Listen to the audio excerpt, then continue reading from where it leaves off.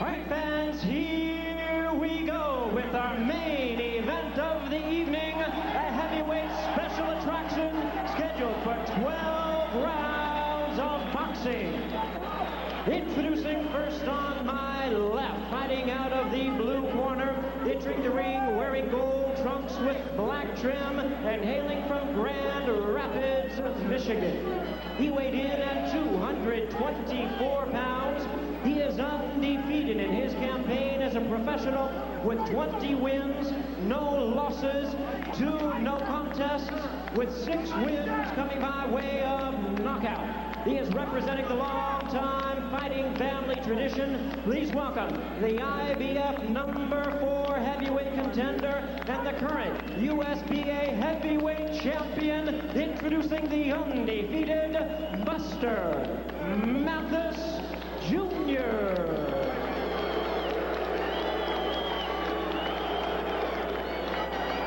And his opponent across the ring in the red corner, really needing no introduction the world over.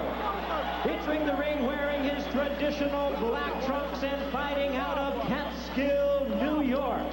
He weighed in at 219 pounds with a record of 42 wins, only 1 defeat, with 36 big wins coming by way of knockout.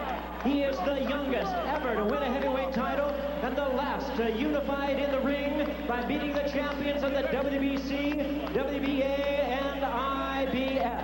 Currently ranked the #1 contender and continuing his quest to regain his titles, please welcome the former undisputed heavyweight champion of the world, the one, the only, Mike Tyson. Once again, a referee in charge, Frank Cappuccino. Good evening, gentlemen. You were both given your instructions. Protect yourself at all times. Touch gloves.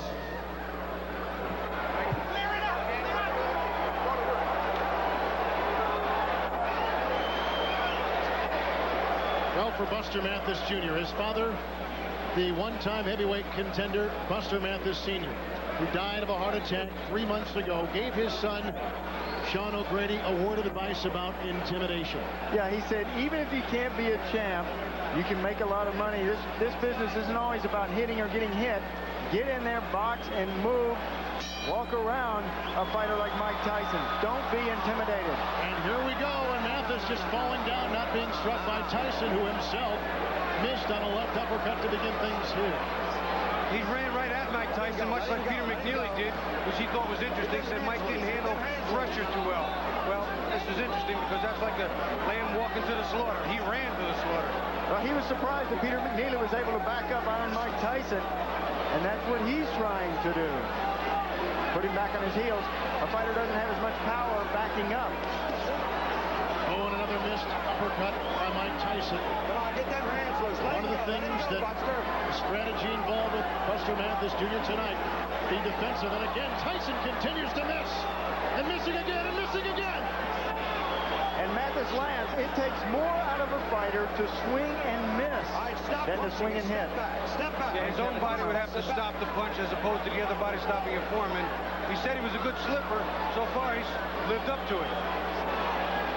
Mike was a bit wild in the Peter McNeely fight back in August. Nothing much in terms of evaluation gain there. I think tonight there will be an evaluation. But you know, in those punches of that Peter McNeely fight, he missed many times, like he's done the first part of this round. Let him go, Mike.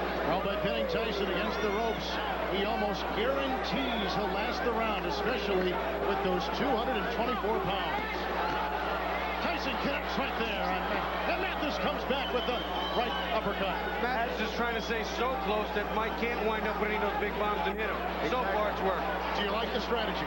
So far, it's not bad. Jumping in, jumping out, pressing Mike, staying inside. We'll see what happens when he gets hit, though. Body punches. There's a shot by Mike Tyson with the left. Well, Buster said, I have to get his respect early, so I'm going to go in with a barrage in the early part of this fight, and I think he has done that. And he has done a nice job of slipping on the inside, Buster has. He said that was the most underrated part of this game, the slipping. Yes. I have seen him in fights before where he wasn't slipping where he did get hit. But tonight he's doing a good job slipping. Tyson missing again with the left uppercut.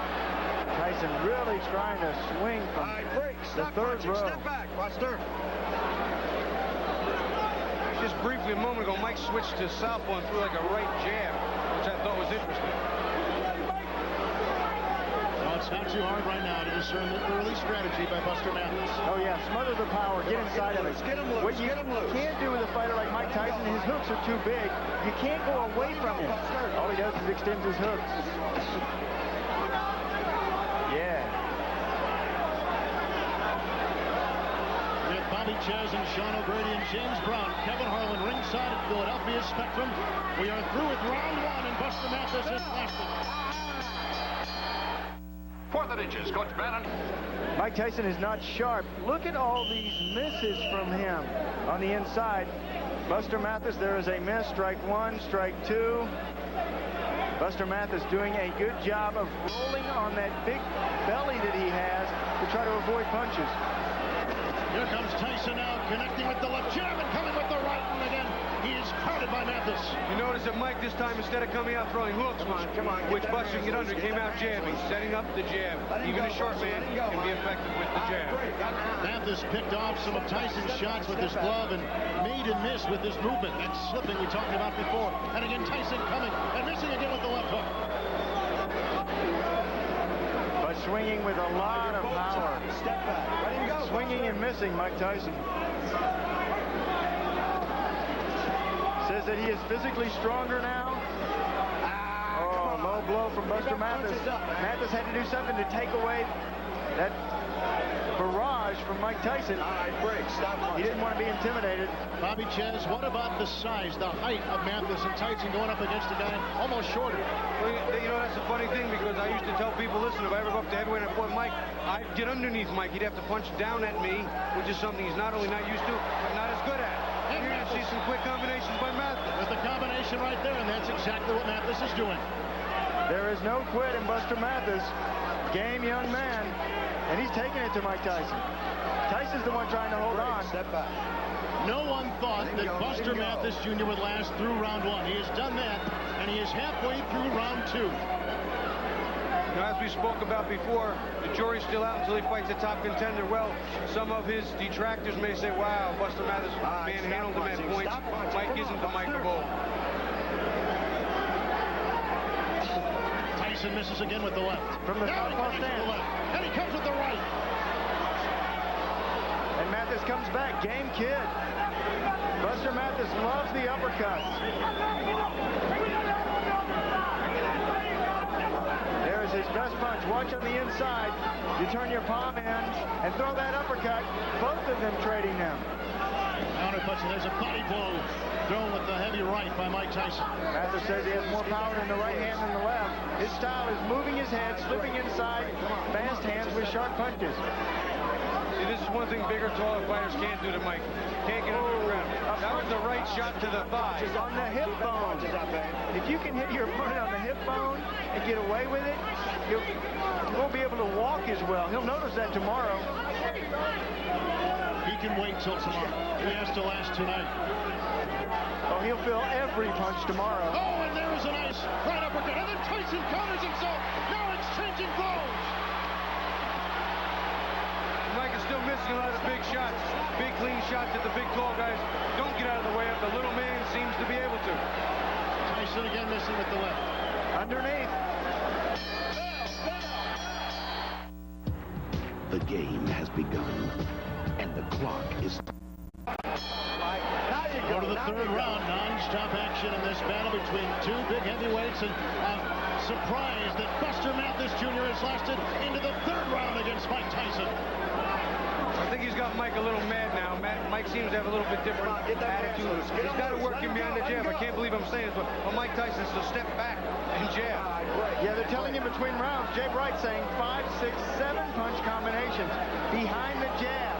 Whoa. Tyson missing twice with the right. Oh, Mathis felt that right there, and again he plows into Tyson in the ropes. Tyson said, no matter what happens tonight, trust me, I'm going to give you something special. Stop punching. He's giving Buster Mathis a lot special.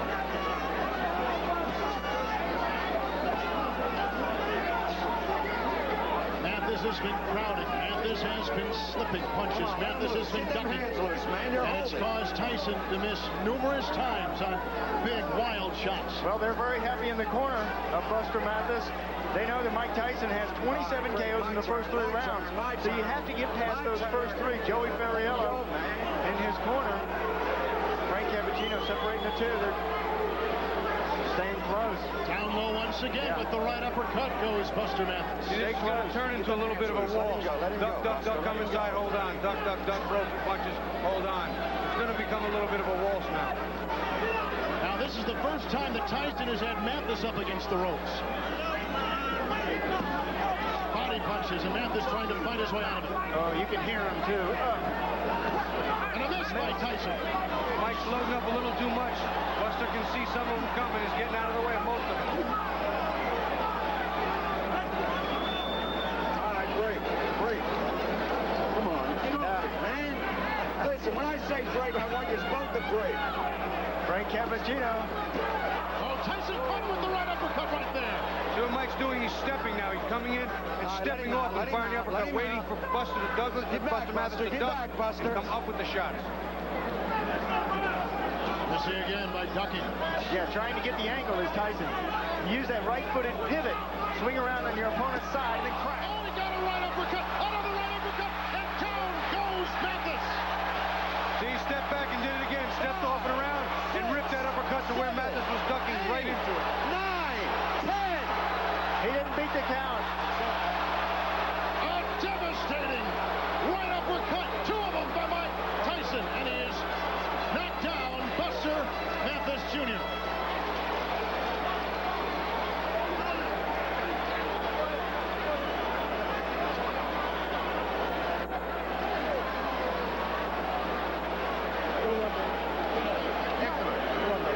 Well, no one thought that Buster Mathis Jr. would last 1 round. No one thought he would last 2 rounds. And almost no one gave him a chance to get into the 3rd. But that's what he did. Somewhat of a surprise here in Philadelphia. But Mike Tyson wins again.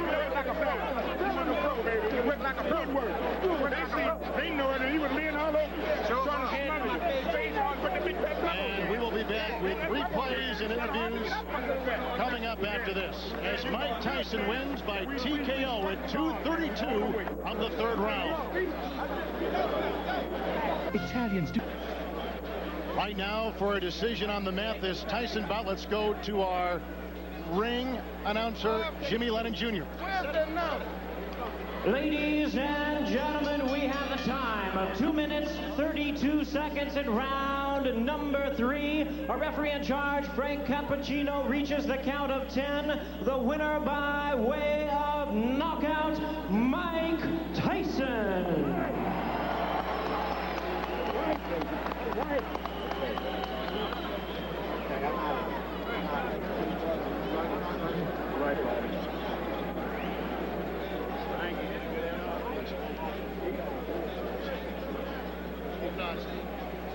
All right, right now, let's go inside the ring, a very crowded ring. Bobby Chez is standing by with Mike Tyson. I'm very familiar with his style of fighting. I was raised, and I'm the best at that style of fighting. I know every move he was making. That's how come when I did a couple of particular moves, he was stunned. He didn't expect them. We're going to lead you into a replay here. I want you to call it for us when you see it. We're going to put it up here on the monitor in a couple of seconds. Be a replay of the knockout. As you know, I made the move, and I caught him, and I tried to catch him again. Then I caught him off the top of the head again. Then there's another one. The Jets glance really didn't hit him as hard as I anticipated to hit him. But I knew those punches would probably knock him out or hurt him severely because he didn't see the punches coming. You promised the people here in Philly something they wouldn't forget. I'm sure they didn't forget it. They gave you a great greeting when you came in. They received you very warmly. What's next? Is it Frank Bruno in March? Well, all praise be to Allah. I bear witness there's only one God, and Muhammad the Prophet. Peace.